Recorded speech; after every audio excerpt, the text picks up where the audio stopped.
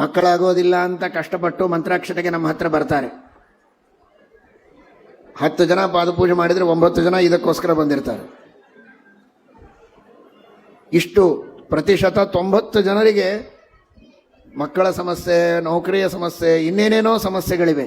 ನಿಮ್ಮ ತಂದೆ ತಾಯಿಗಳನ್ನು, ಅತ್ತೆ ಮಾವಂದರನ್ನು ಪ್ರೀತಿ ಆದರ ಗೌರವಗಳಿಂದ ನೀವು ನೋಡಿಕೊಳ್ಳಿ.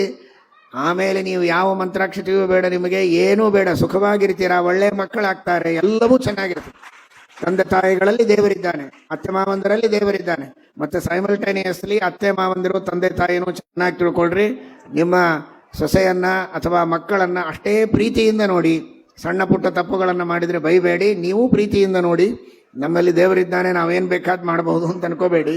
ನಿಮ್ಮಲ್ಲಿ ದೇವರಿದ್ದದ್ದು ನಿಜ, ಅವರಲ್ಲೇನು ದೆವ್ವಿಲ್ಲ, ಅವರಲ್ಲಿಯೂ ದೇವರಿದ್ದಾರೆ.